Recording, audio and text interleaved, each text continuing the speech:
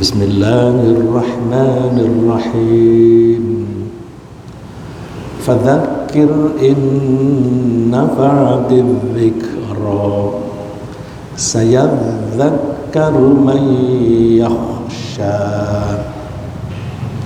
Saya mohon izin membahas satu ayat ini kata demi kata supaya kita bisa menangkapnya.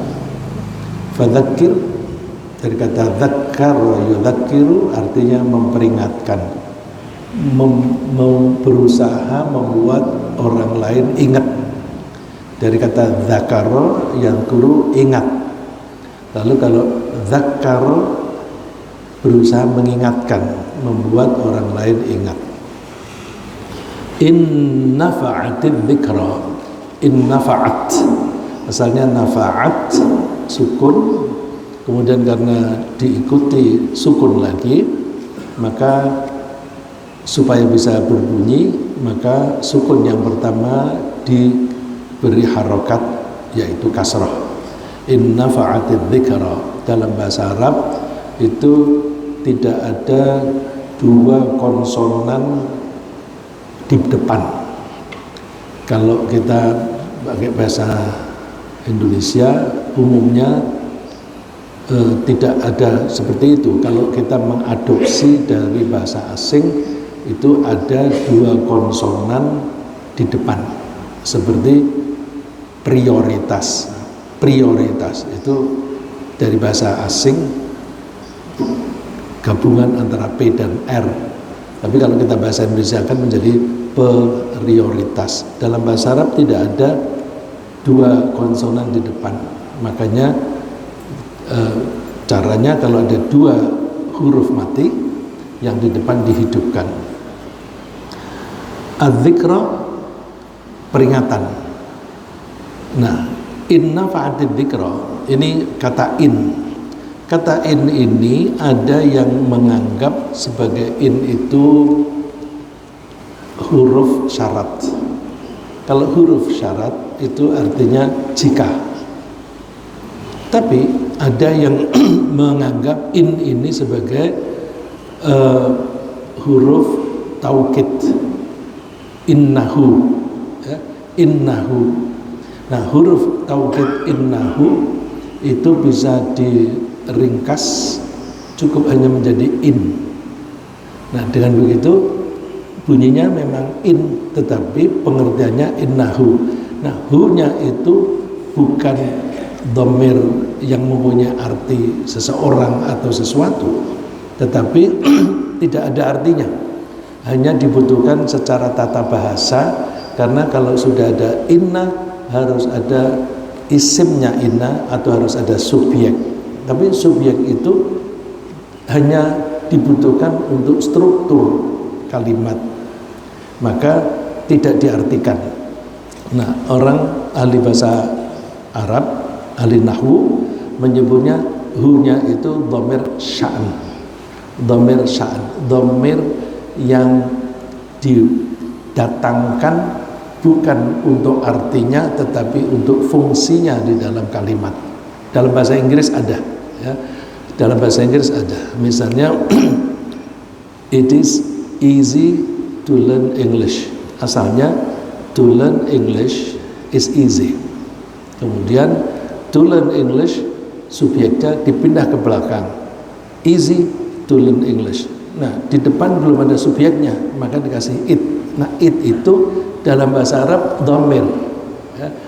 It itu tidak ada artinya. It is easy to learn English. It-nya nggak ada artinya karena dia didatangkan hanya untuk mengisi kekosongan di dalam struktur kalimat. Jadi dengan begitu inna fa'atid dzikra, kalau dianggap in ini syarat, terjemahannya kalau peringatan itu bermanfaat. Nah, jadi pengertiannya berilah peringatan kepada orang-orang kalau peringatan itu bermanfaat. Kalau tidak bermanfaat, jadi gimana? Ya tidak perlu. Nah, tapi kalau in ini artinya asalnya innahu, fadzakir, berilah peringatan. In nafa'atiz dzikra, sesungguhnya peringatan itu bermanfaat. Ya, saya ulang, kalau in dianggap sebagai huruf syarat, maka penerjemahannya berilah peringatan kalau peringatan itu berguna. Tapi kalau in ini asalnya dari innahu, berilah peringatan sesungguhnya peringatan itu berguna. Ini dalam tata bahasa Arab itu nahwu atau tata bahasa tidak untuk menghakimi ayat Quran, karena berangkatnya ahli bahasa Arab yang belajar nahwu, shorof ataupun balaghah itu berangkatnya dari menganggap bahwa Al-Quran itu benar, maka tidak ada yang salah dari Al-Quran. Kita tidak boleh mengkritik ayat Quran, itu pasti benar. Terus bagaimana cara memahami itu? Lalu terus dicari-cari pedoman-pedoman dalam percakapan sehari-hari untuk menerangkan kalimat di Al-Quran. Nah, oleh karena itu tidak bisa ini mestinya begini menurut nahwu, nggak bisa, karena ilmu nahwu itu munculnya setelah Al-Quran. Jadi bukan nahwu dulu kemudian ada Al-Quran, tapi Al-Quran dulu kemudian orang-orang yang ahli bahasa ingin mencari kejelasan ini bagaimana sih susunannya. Setelah mereka menemukan itu, mereka ajarkan. Nah, terus ilmu itu ada yang namanya ilmu nahwu, ada ilmu shorof, ada ilmu balaghah. Maka kita jangan membawa kebiasaan kita dalam bahasa Indonesia. Kalau bahasa Indonesia, para sarjana bahasa Indonesia itu membuat peraturan, kalau ada percakapan di dalam masyarakat tidak sesuai dengan aturan yang mereka bikin, mereka menganggap percakapan itu salah. Kalau itu dipakai oleh kebanyakan orang, maka mereka menganggap salah kaprah. Jadi mereka menyalahkan percakapan yang ada di masyarakat. Nah, itulah tata bahasa Indonesia itu disebut preskriptif. Preskriptif itu seperti kalau dokter membuat resep, harus minum ini, harus mengkonsumsi ini dan sebagainya, harus. Nah, ahli bahasa Indonesia menganggap kalimat bahasa Indonesia yang benar harus begini, begini dan sebagainya. Kalau bahasa Arab enggak. Fenomena yang ada di dalam masyarakat itu semua dianggap benar, lalu tata bahasa itu fungsinya menjelaskan tentang apa yang ada di fenomena masyarakat. Itu yang ada di masyarakat. Apalagi kalau Quran, mereka tidak akan pernah berani mengkritik ayat Al-Quran, ya. Dan kalau yang saya tangkap dua-duanya bisa kita terima, ya. Saya ulang, jadi pengertiannya ada dua macam. Fadzakir in nafa'atiz dzikra, yang pertama, berilah peringatan kalau peringatan itu berguna. Satu lagi, berilah peringatan sesungguhnya peringatan itu berguna. Nanti akan kita ambil ayat-ayat yang lain yang mendukung pemahaman itu. Saya dzakkaru may yakhsha. Saya dzakkaru may yakhsha, yang dzakkaru itu asalnya dari yatadzakkaru. Yatadzakkaru. Kemudian taknya diubah menjadi dal. Yatadzakkaru. Setelah diubah menjadi dal, dalnya diubah lagi menjadi dzal, menjadi yadzakkaru. Kalau tadi dzakkaru artinya memberi peringatan, kalau yatadzakkaru artinya menerima peringatan.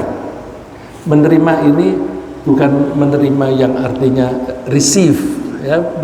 Saya kira bapak-bapak, ibu-ibu dan teman-teman sekalian lebih paham bahasa Inggris daripada bahasa Arab, betul ya Pak ya? Kalau kita mengatakan receive itu menerima, misalnya ada paket datang ke rumah saya. Terus siapa yang terima? Saya, istri saya, atau orang lain begitu. I received the package.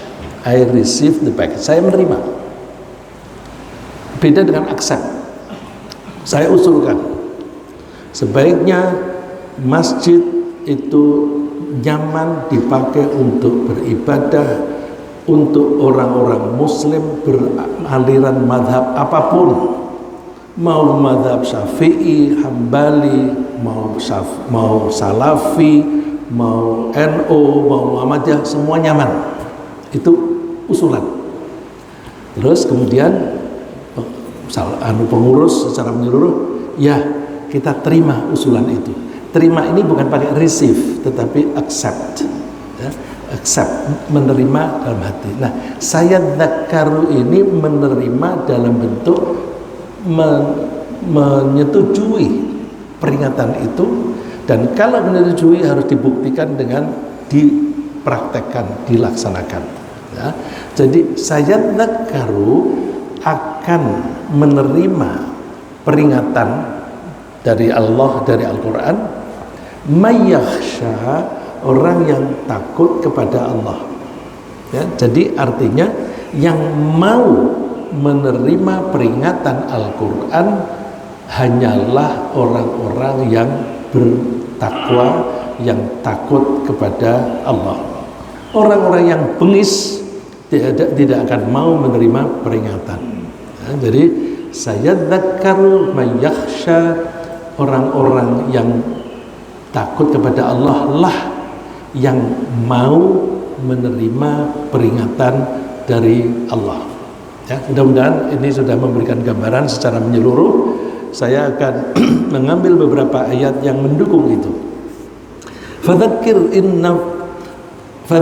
innama anta mudzakir lasta alaihim bimusaitir.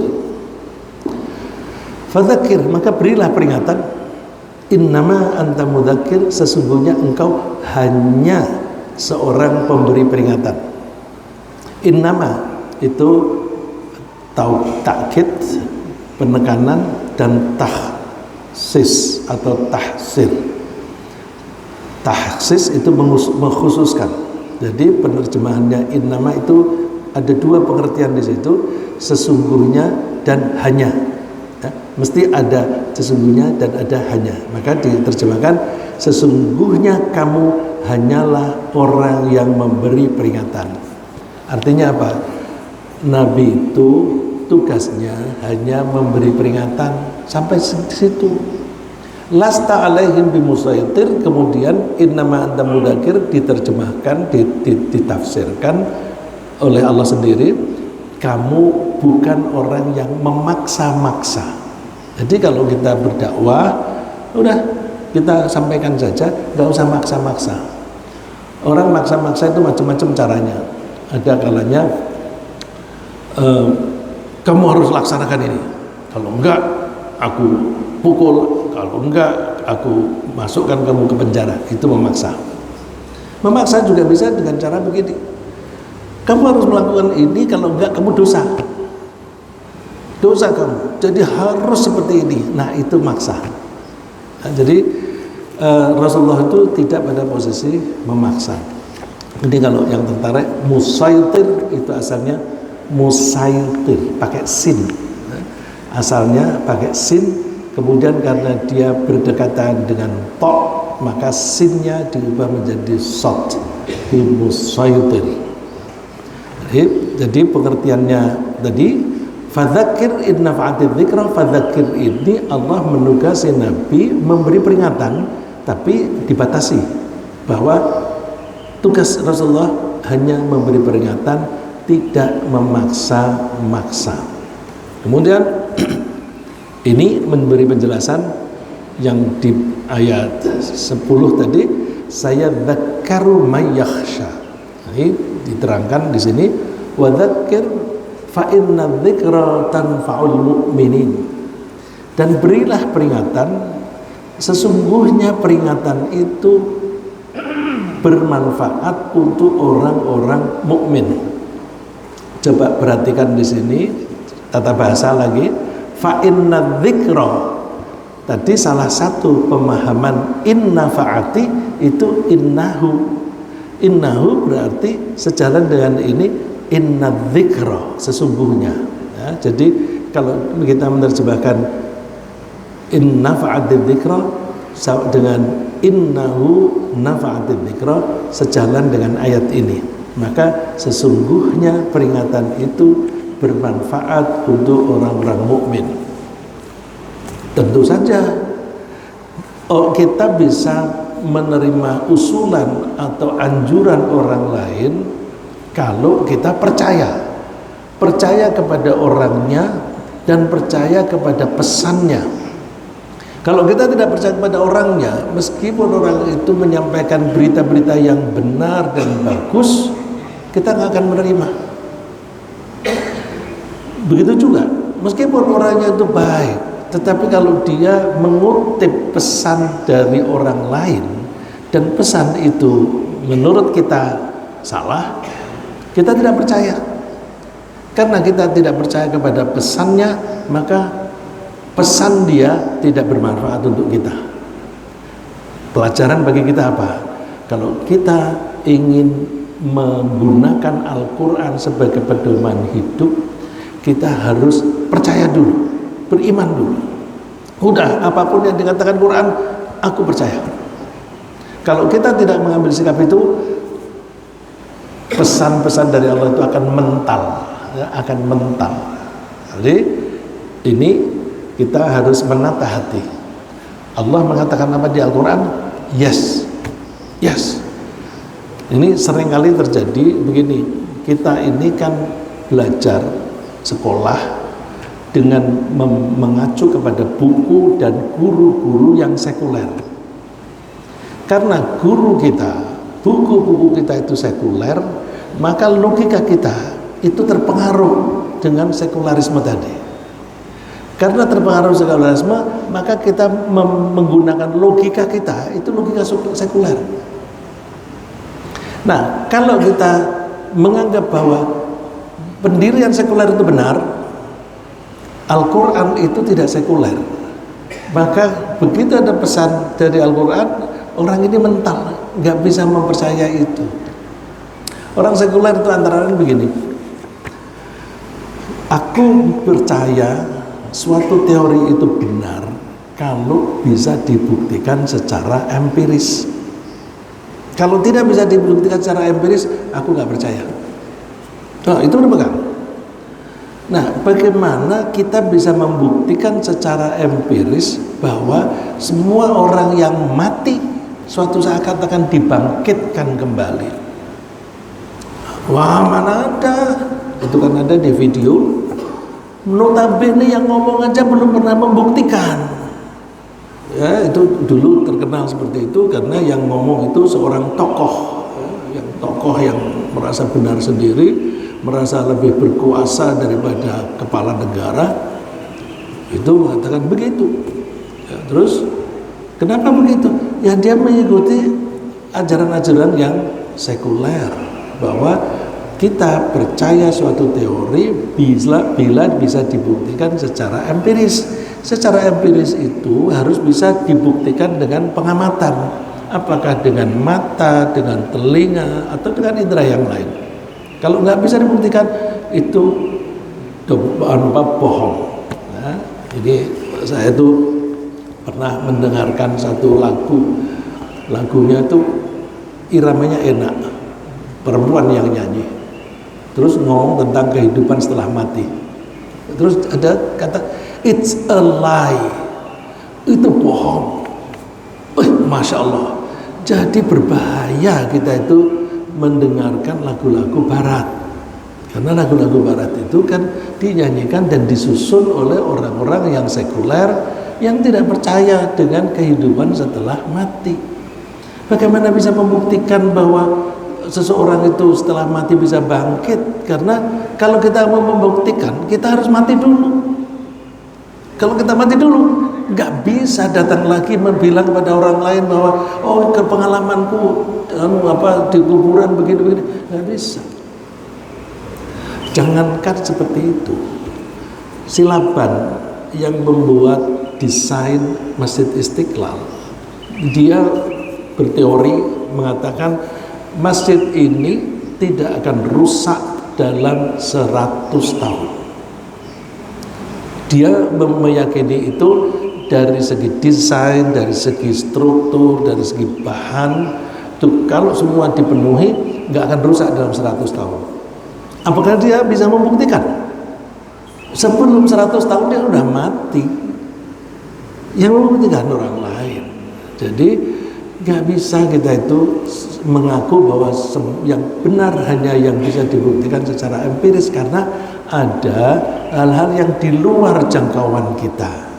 Nah, kalau di luar jangkauan kita, kita mesti mengandalkan informasi dari Sang Pencipta. Karena yang menciptakan itu yang tahu yang akan datang, ya. Jadi yang kalau kita ingin memanfaatkan atau mengambil manfaat Al-Quran, pertama tanamkan dulu, aku percaya pasti benar, karena ini difirmankan oleh yang menciptakan sendiri. Kalau kita punya mobil Mercy baru, yang tahu bagaimana cara merawat Mercy ya yang bikin. Maka kalau mau memperbaiki, cari manualnya. Bengkel-bengkel, waduh ini baru ini, ambil manualnya, baru bisa tahu. Jadi kalau kita ingin tahu persis, kita mesti konsultasi dengan penciptanya. Kehidupan kita ada jiwa, ada raga, yang paling tahu ya yang menciptakan.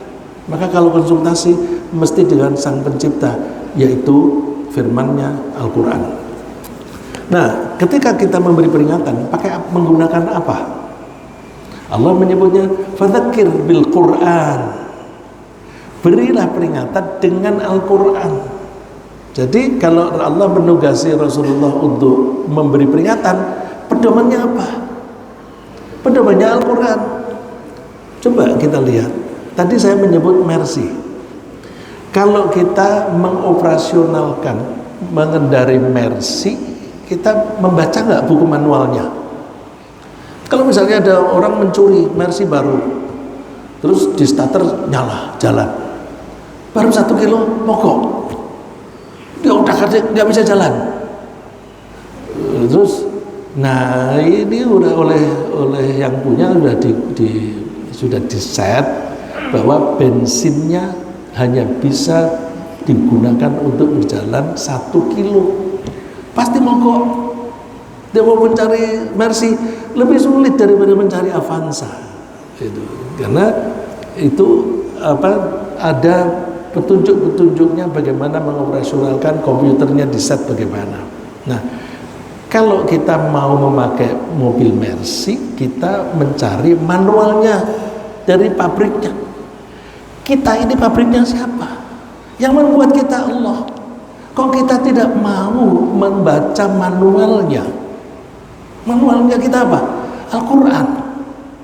Jadi orang yang tidak mau membaca Al-Quran sama dengan kita itu membeli atau diberi badan kita ini yang ada jiwanya, tapi kita tidak mau menggunakan manualnya. Ya, kemungkinan sesat, kemungkinan kita salah mengoperasionalkan besar. Makanya Allah menyebut wa may ya'shu 'an dzikrir rahmani wa man a'rada 'an dzikri fa inna lahu ma'isyatan dhanka. Siapa yang tidak mau menggunakan Al-Quran sebagai pedoman hidup, maka dia akan mengalami kehidupan yang sempit, kehidupan yang sulit. Coba para koruptor, hidupnya gampang apa sulit? Orang bilang, wah ya gampang, duitnya banyak. Emangnya hidup itu hanya duit? Coba aja, koruptor-koruptor itu suruh datang ke masjid sini. Nanti kan, ya paling orang sini, ngapain orang ini? Koruptor kok, sholat paling pura-pura, mau pemilu aja. Gitu kan? Jadi, tempat dia bergaul itu sudah terbatas. Karena apa? Al-Quran melarang kita mengkonsumsi atau merampas hak orang lain atau memperoleh harta secara haram. Itu pedoman Al-Quran. Kalau dia melanggar, ya dia kehidupannya akan sempit. Belum lagi kalau kita mempelajari bahwa kita hidup ini kan rezekinya udah dijatah. Kalau sudah dijatah, jatahnya yang mana? Yang halal. Yang halal itu adalah jatah dari Allah. Ini rezeki untukmu selama kamu hidup. Dia mau maksa-maksa untuk dapat rezeki yang banyak, yang di luar yang halal. Ya, rasain sendiri. Umurnya banyak yang pendek. Ya, entah karena apa itu banyak yang umurnya pendek. Jadi kalau kita itu bertugas sebagai wakil Nabi dalam hal memberi peringatan, pedomannya apa? Quran. Fadzakir bil Quran. Ada orang yang saya pernah itu ada orang yang belajar dari saya suka datang ke pengajian. Saya tanya, itu menantumu kok nggak pernah datang lagi? Kenapa? Iya, dia bilang Pak Riza itu hampir selalu ngutipnya ayat Quran, tidak pernah atau jarang sekali mengutip hadis. Lah, kok mengutip Al-Quran dipermasalahkan? Kan memang Allah menganjurkan kita itu memberi peringatan itu dengan Quran. Hadis itu penjelasan terhadap Al-Quran. Jadi kalau hadis itu penjelasan dari Al-Quran, pegang dulu Qurannya, lalu kita pelajari penjelasan-penjelasannya. Orang itu kebalik, membaca penjelasannya, tapi intinya tidak dibaca. Akhirnya apa? Ya ini harus begini, karena hadisnya bunyinya begini. Dia tidak membaca Qurannya. Jadi gimana sih dia pakai apa sih? Hadis, iya benar hadis. Tapi dia tidak menggunakan ayat-ayat ini ketika dia menerapkan dalam kehidupan gitu. Jadi fadzakir bil Quran. Nabi harus pakai Al-Quran karena kita juga ketika mengoperasionalkan jiwa raga kita harus menggunakan manualnya adalah Al-Quran. Nah, sikap bagaimana supaya kita bisa menerima Al-Quran. May yakhafu wa'id. Hanya orang-orang yang takut akan ancaman-ancaman Allah. Allah mengancam kalau kamu tidak menggunakan Al-Quran sebagai pedoman hidup, hidupmu akan sulit. Kalau kamu tidak menggunakan Al-Quran sebagai pedoman hidup, kamu akan masuk neraka. Nah, orang yang beriman, aku takut neraka, aku takut hidupku sulit. Ya, pakailah Quran. Nah, yang bisa mengambil manfaatnya Al-Quran adalah orang yang mau mengindahkan peringatan dari Allah. Nah, ini lebih terurai. Orang yang bertakwa kepada Allah itu kayak apa sih? Ini diuraikan oleh Allah. Dzalikal kitabu la raiba fihi hudal lil muttaqin. Inilah kitab la raiba fihi, yang tidak ada keraguan di dalamnya. Hudal lil muttaqin. Al-Quran itu petunjuk bagi orang yang bertakwa, orang-orang yang bertakwa. Hudan, petunjuk. Nah, kalau tadi saya menyebut manual itu isinya kan instruksi dan larangan. Kalau kamu mau membesarkan suaranya, maka putarlah yang ini dan sebagainya. Terus larangan, ya, kamu jangan lakukan ini karena itu berbahaya. Nah, orang yang berhati-hati akan melaksanakan perintah karena perintah itu yang benar dan menguntungkan, dan meninggalkan larangan karena larangan itu merugikan. Nah, orang yang berhati-hati hanya melakukan yang diperintah dan meninggalkan yang dilarang, itu disebut orang-orang yang bertakwa. Nah, siapa itu orang yang bertakwa? Diuraikan oleh Allah, alladzina yu'minuna bil ghaib. Orang yang bertakwa itu nomor satu beriman dengan yang ghaib. Nah, tadi di depan ada yang saya kutip, tanfa'ul mu'minin, ya, fa inna dzikra tanfa'ul mu'minin. Mu'min itu siapa? Mu'minin itu yang bertakwa. Yang bertakwa siapa? Alladzina yu'minuna bil ghaibi, dan seterusnya. Coba sebelum ke sana, ketika Allah menyebut Al-Quran itu sebagai huda, petunjuk, Ada kalanya Allah menyebutnya hudan linnas, ya. Syahrul Ramadan alladzi unzila fihi al-Qur'anu hudan linnas.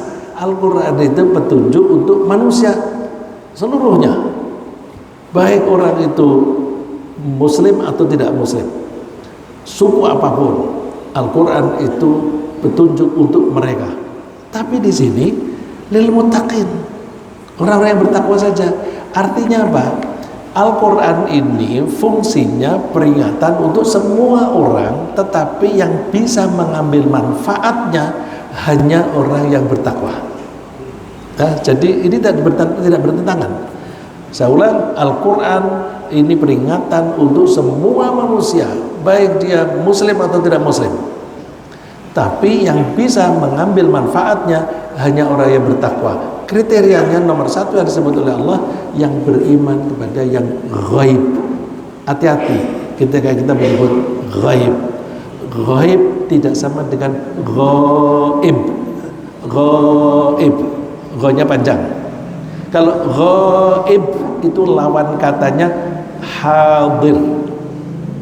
Ya, hadir, hadir, present. Ya. Hadir, present, hadir.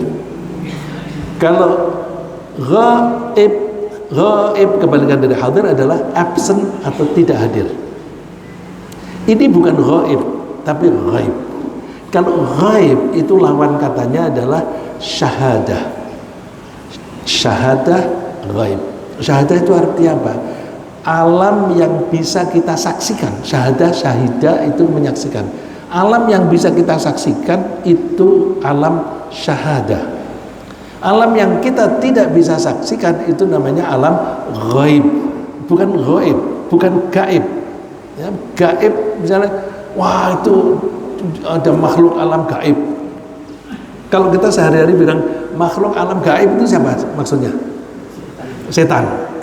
Coba setan itu hidupnya di alam ghaib atau di alam syahadah? Mungkin syahadah itu yang bisa kita saksikan. Kita menyaksikan dengan indera. Ada tiang, ada bintang. Bintang kalau wah mata saya nggak bisa lihat yang jauh, pakai teropong yang paling canggih, sampai kelihatan bintang yang jauh sekali. Bintang yang jauh itu di alam ghaib atau alam syahadah? Syahadah. Meskipun jauh. Kalau kita bisa meraba, syahadah. Tapi kalau kita tidak bisa melihatnya, tidak bisa merabanya, tidak bisa menangkapnya, itu namanya ghaib. Nah, kenapa kok bisa begitu? Ghaib itu tidak bisa kita saksikan karena dimensi ruang dan dimensi waktunya beda. Kita di dunia ini ada dimensi ruang, ada dimensi waktu. Kalau dimensi ruang dan waktunya sama, yaitu alam syahadah. Misalnya saya ambil ini benda, ini ada benda. Kalau benda ini bisa enggak kabel mengambil posisinya ini bukan menggusur, diambil posisinya, nggak bisa. Kalau gusur bisa, gusur. Tapi mengambil posisinya nggak bisa. Karena apa? Hukum ruang dan waktunya sama. Tapi kalau hukum ruang dan waktunya beda, bisa nggak dia berada di tempat yang sama? Bisa, bisa. Nah, itu dengan pemahaman itu kita bisa memahami hadis. Rasulullah mengatakan, di antara mimbarku ini dan rumahku ada raudhatun min raudhatil jannah. Ada kebun, kebun ya sih. Raudhah itu taman, ada taman di surga. Loh, ini lantai masjid. Kok Rasulullah mengatakan ini taman surga? Orang yang tidak punya iman nganggap Nabi gimana tuh? Gila nggak itu? Kalau orang yang tidak beriman dengan ghaib, gila, menganggapnya gila. Majnun tuh. Oh ini lampu dari masjid kok. Tapi kalau orang yang beriman, itu berarti Rasulullah pada saat yang sama diberi kesempatan oleh Allah bisa melihat di dua alam sekaligus. Di dunia kamu melihatnya ini Masjid Nabawi, tapi di alam lain ini taman di surga. Taman di surga. Nah, dari situ kita juga bisa memahami bahwa Ka'bah itu posisinya sama dengan posisi masjid di alam akhirat, di langit yang 7. Yaitu namanya apa masjidnya? Al-Baitul Ma'mur. Al-Baitul Ma'mur. Ini ada ustadz yang menerangkan bahwa kalau ditarik ke atas, Ka'bah itu posisinya persis di bawah Baitul Ma'mur. Jauh amat. Karena Rasulullah mengatakan di masjidnya beliau saja sudah ada taman. Bukan begitu. Di alam yang berbeda ini tapi posisinya sama. Kita sholatnya di pelataran Ka'bah, tapi di situ juga itu di pelataran Masjid Al-Baitul Ma'mur. Al-Baitul Ma'mur. Alamnya beda. Makanya kalau kita di sana dengan khusyuk, maka kita rasanya tenang dan sebagainya. Ya. Nah, oleh karena itu, kalau kita tidak mau mengimani yang ghaib, tidak akan bisa mengambil manfaatnya Al-Quran. Karena apa? Al-Quran banyak cerita tentang alam ghaib. Ya. Banyak cerita. Ada surga, ada neraka. Itu alam ghaib. Ada nggak? Ada. Terus buktinya apa? Rasulullah pernah ke sana waktu Mi'raj. Ya, Rasulullah waktu Mi'raj pernah diserbutkannya langit ke-7. Nah, itu artinya alam yang lain yang kita menyebutnya langit yang ke-7. Di situ ada surga, ada neraka, dan Rasulullah melihat. Ya, Nabi Muhammad yang melihat, saya kan nggak lihat.